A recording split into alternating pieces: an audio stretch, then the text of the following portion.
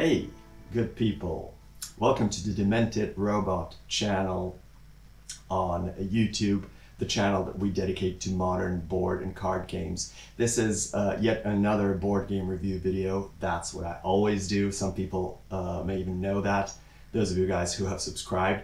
My name is Boris, and today I'm here to show you a tiny giant, the way I like to call it. This tiny little dude looks small.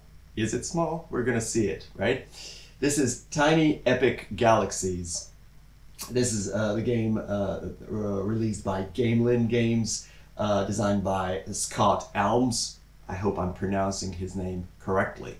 This is a tiny little game, as the name on the box implies, because it comes in a very small box. It travels extremely well, very portable, very small, has a small table footprint, but I think it is interesting enough to deserve our attention. This is a game for I would say 1 to 5 players, because there's a solo variant of this game in the rule book as well. So a game for 1 to 5 players, in which you will represent galactic civilization who has become too big for its own shoes, and it has to expand all over the universe. So it's searching for new galaxies, new spaces, new planets to colonize. But here's the rub: there's other intelligent galactic civilizations out there as well, who are fighting for supremacy, fighting for space, fighting for good planets to settle, to colonize. So you will have to compete against them to create the most successful, most powerful galactic civilization. The success of your civilization will be measured in points. So the number of points that you have at the end of the game, if it's the highest score, will bring you victory. Now, genre-wise, I don't know how to call this game, because there's dice rolling, there's dice allocation, there's dice pool management, there's some resource management as well, there's strategy, there's tactics. There's a lot. So genre-wise, I will just say that this game has a lot in it and a lot going for it. So we will see what's inside of this box and how this whole thing works in the next section of the video, where I will show you the setup and how the game is played. So let's do that.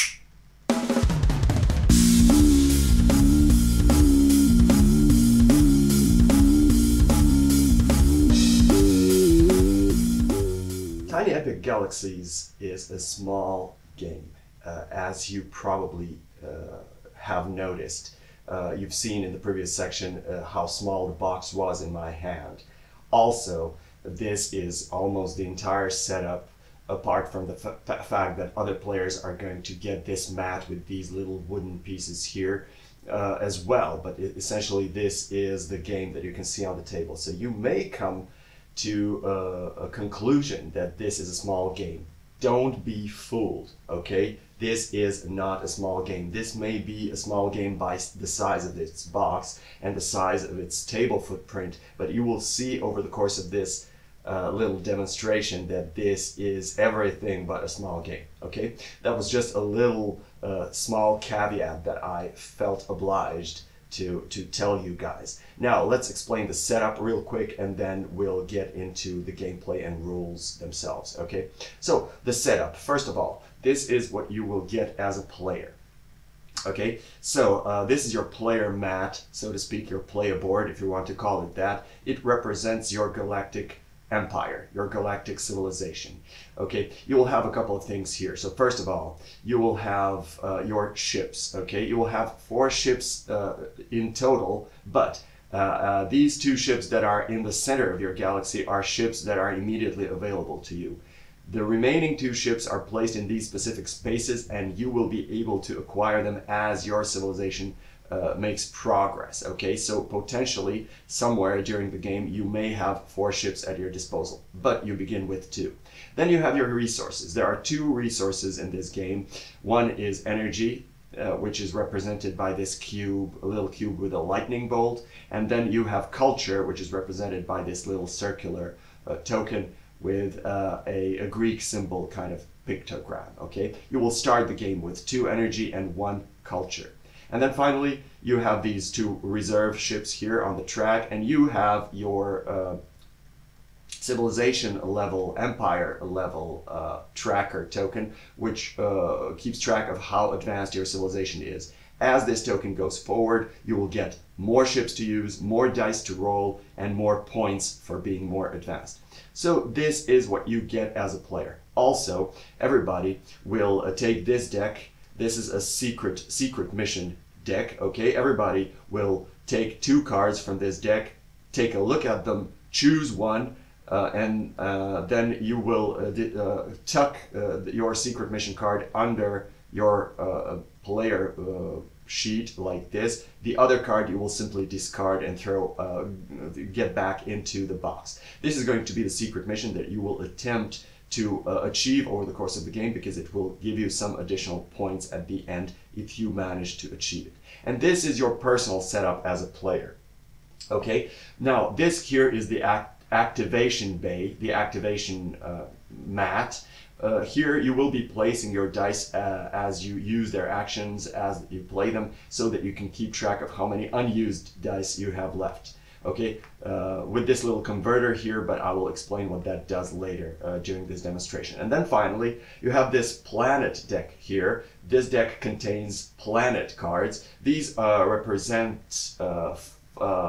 freshly discovered planets that you can potentially colonize and take as a part of include in your empire, basically.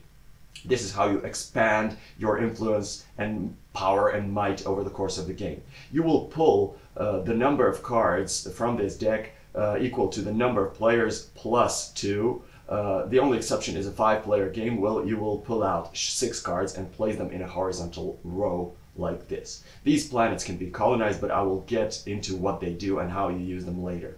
And then finally, you have your dice, of course. Over the course of the game, you will have more dice, but in the beginning, you will roll 4 by default. As your civilization goes forward, you will be able to get more dice to the maximum of, I think, 7 dice that you can roll.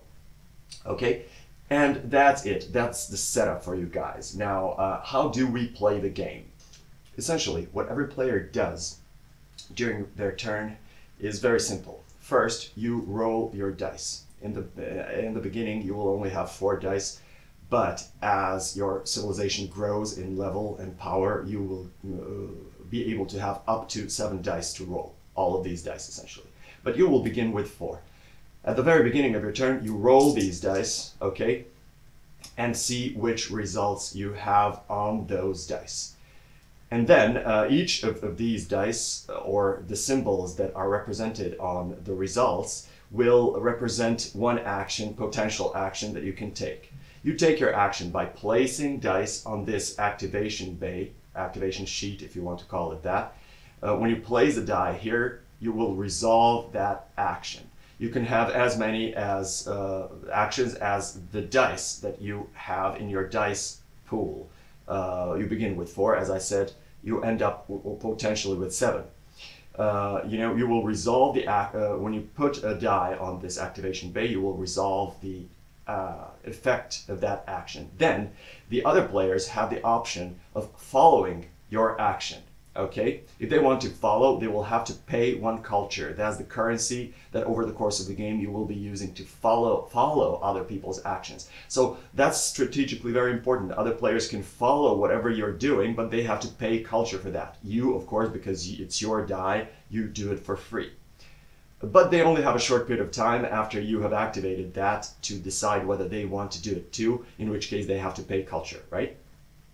When you have used all your dice, or when you want to stop taking actions because nobody forces you to use all your dice, your turn is done and the play goes over to the next player. That's essentially the main mechanic of how things go. And the play will go like that around the table in clockwise direction as long as it takes for the first player to achieve, for one of the players to achieve or exceed 21 points, at which point the end game triggers. The rest of the players who still haven't played their turns for that particular round will finish their their actions, and then we will calculate points. But we will get to how that is done at the end of the game. Now, I want to explain you what different actions in this game are so that you know how you use them, okay? So the first action you can use is the move action, which is this little pictogram with a ship and a forward arrow, okay? So this action allows you to move one of your ships, okay? Legal movement of one of your ships is between locations. So you can move your ship from your galaxy to one of the planets, or from one planet to the other planet. But you cannot move your ship for this action between two locations on the same planet. You will soon see how that works. So as an action, for example, you can move one of your ships for this action here by activating this die to one of the planets. Okay, you can either move the ship to the surface of the planet and place it upright on the planet like this, or you can move it to the beginning of the colonization track and lay it down like this, sideways like this. So those are two different ways in which you can move your ship to the planet. If you move the ship to the surface of the planet like this, you are then immediately allowed to use the action of that planet as stated in the text of that planet, okay? If, on the other hand, you want to colonize the planet like this, you will move it to this first space, and then over the course of the game, you will use this action, you will see how that works later, to move your ship here along this track and try to colonize it. You will see how that works later. You can have one of your ships on both of these two locations, the surface and the colonization orbit, but you cannot have two ships in any of those two spaces, okay? As many ships as there are players can be on the same planet, but you cannot have two of your own ships in any given of these two locations on the planet, okay? So that's something you have to pay attention to. So that's how you move. You can also move from one planet to the other and from the planet back to your galaxy for this same action. So that's the first action that you can take. The second action that you can take is acquire resources. There are two different die results, okay? This one and this one. Those are two basic resources that you can have in this game, as I have explained already, energy and culture. Now, energy is very important because you use your energy to re-roll dice. When you roll your dice at the beginning of the game, okay, and you're not happy with the result, you can re-roll any number of dice for free, but only once, okay? If you're still unhappy with your dice, you can pay one culture to re-roll again any number of unused dice. Of course, those dice that are already here, they are activated and they cannot be re-rolled because they are already activated. But all those free dice that you have, you can re-roll them once for free, and then you can keep spending your energy to any number of times to re-roll any number of dice, okay? You can keep doing this as long as you have energy to spend. That's why energy is important. Culture, as I said, will allow you to follow other people's actions. How do you use these results on your dice? To acquire resources, and it's actually very simple. If you use this, for example, you will gain as much energy as you have ships on planets that produce energy. So let's say that I have two ships on this planet, one in the orbit, colonization orbit, the other one on the surface of the planet. If I use this action and activate it, I will produce 2 energy because this planet produces energy as stated here in this icon in the upper right corner of that card. But if I use this action, I will then produce culture for the number of ships that I have on culture producing planets. So for these 2 ships, if I use this action, I will produce 2 culture and immediately, of course, keep track of that here. Okay? So that's how these things work. Please note that your galaxy also produces resources, 2 energies. So if I use this action and both of my ships are here in my galaxy, I will produce 2 energy because I have 2 ships here. Okay? So that's how this works. You will acquire resources like that, and those resources are very valuable, they are important. The next action you can take is advanced colonization.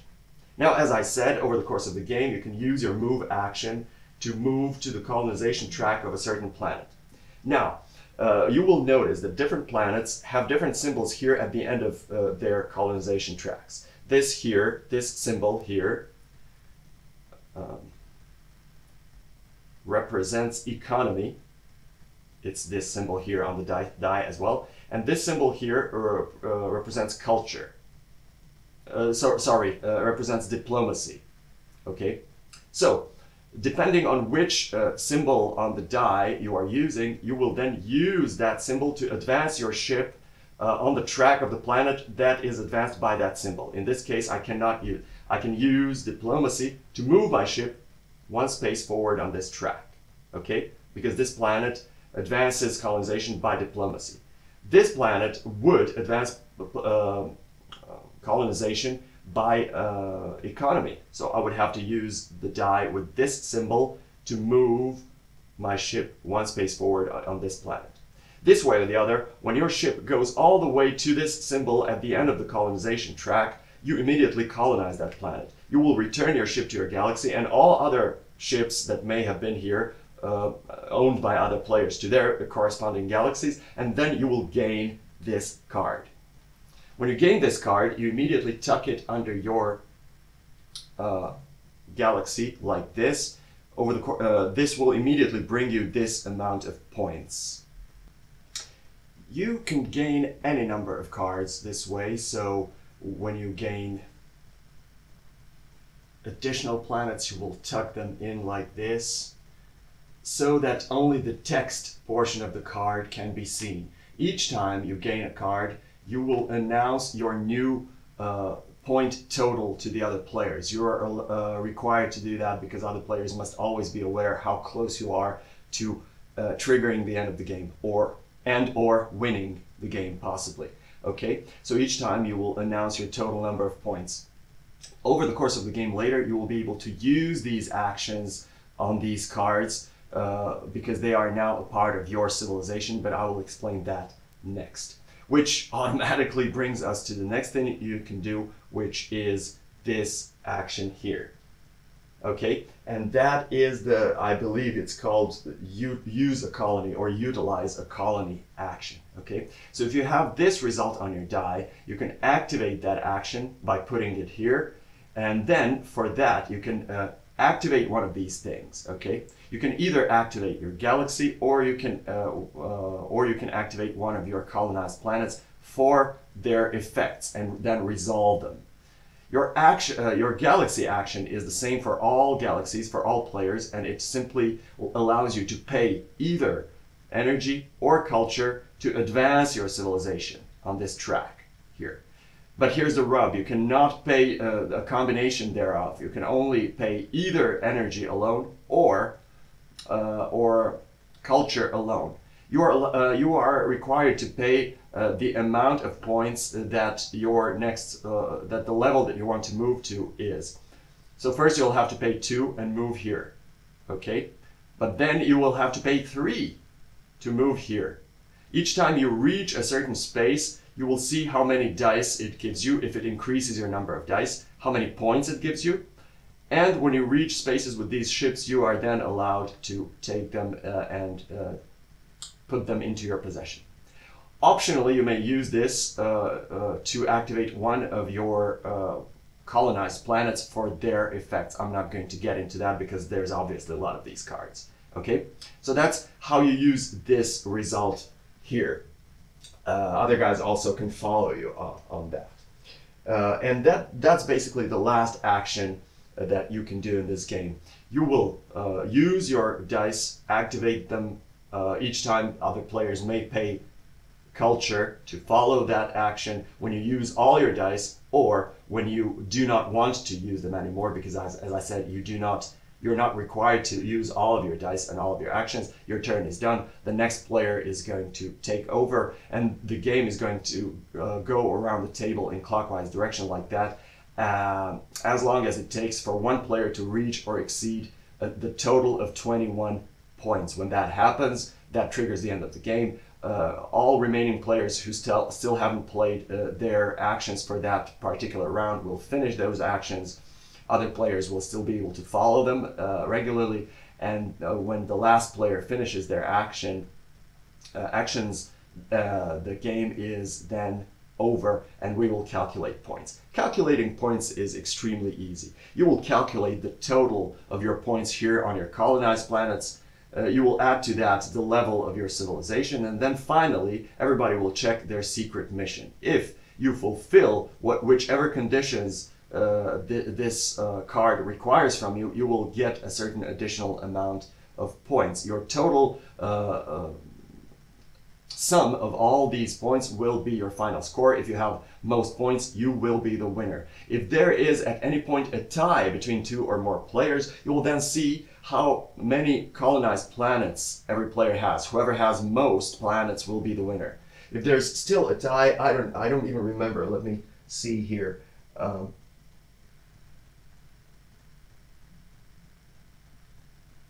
Yeah, then the next tiebreaker is whoever has the highest galaxy level, that will be the winner. If there's still a tie, you will then look at how many total resource everybody has, right? If there's still a tie, it really is a tie and you will share victory. But I'm almost certain somebody will break a tie in one of these ways. And that's it, boys and girls. That's how you play this game. I hope you liked this little demonstration. It was pretty detailed. You almost know how to play the game. As you can see, this game may be small in size, but it's definitely not small as far as the gameplay is concerned. So let's go to the final section of the video where I will tell you what I think about the game if you want to listen to me at all. Okay, people, you've seen how the game works. Now let me tell you right off the bat, this game is a small giant, as I have hinted in the introduction to this video. The box may be small, the table footprint of this game may be small, there may not be a huge amount of components, but let me tell you, this is a full-fledged board game in a tiny box, okay? So this game is truly a giant in a tiny body because it gives you a full-fledged, full-scale board game experience. This is not just a small card game or a small filler game, by no means. This is a full-fledged, full-sized board game in a tiny box, okay? Which makes it incredibly playable, incredibly practical, because it travels extremely well. You can literally put this box, you can literally fit it in your pocket and just carry it around with yourself. You can play it on a train, you can play it, I don't know, on a picnic, wherever. This game is incredibly playable, incredibly practical. You know, the visual appearance of the game, beautiful. The artwork, the graphic design, those little pieces, those little ships and those cubes and whatnot, cylinders, great. The quality of the dice is through the roof. Dice are incredible. Everything in this game is just beautiful. It's compact, it's small, but it works. I will repeat, it works. The playing experience is phenomenal because there's so much tactics and strategy in this game. You wouldn't believe it. I know at first glance this game looks like it's driven by luck for the most part, because you're rolling these dice and whatever you get is what you end up with. But that's not actually true, because there's so many different ways to mitigate your dice, okay? First, you can re-roll any number of dice for free. Right off the bat, you roll dice, you don't like the results, you can re-roll for free. Then, if you have accumulated enough energy, you can pay one energy to re-roll any number of dice at any moment during your turn. That was the second thing. And then finally, you have the converter that unfortunately I forgot to tell you about in the description, but you can convert 2 dice you can use 2 dice to convert the third available dice to any face, okay, to turn it into any result that you need, that you're desperate for at that moment. So there's a lot of ways to mitigate stuff that that you do not get on the dice, okay? So ultimately it is your strategy, your thinking that will win you or lose you the game. So the playing experience, phenomenal, quick, Doesn't take too long to play your turn. You know, the game is really fast, dynamic that way. All in all, phenomenal game. And let me tell you, the theme is there. The theme works for me. I'm constantly immersed into this galactic kind of warfare and advancing my civilization. So the theme is there for me as well. So this is, all in all, a full-fledged board game in a small body. I absolutely recommend it. 2 thumbs up. This is a game for everybody's collection. My humble opinion. Of course, you don't have to listen to me at all. Just make your own opinion, okay? Come to your own conclusion. Okay, that's it for today. This is a relatively small game, and I hope this will be a relatively short video. Thanks for watching. I hope this video helped you at least a little bit to make your own decision, your own judgment of this game. Thanks for watching, viewing, subscribing, guys. So if you haven't subscribed yet, do that right now, okay? There's a lot more stuff on the channel for you, so those of you who are watching my channel for the first time, you should check my channel out and see other board game review videos. Thanks for watching once again, and until the next time, where I will be coming back with new exciting content for you guys. Goodbye.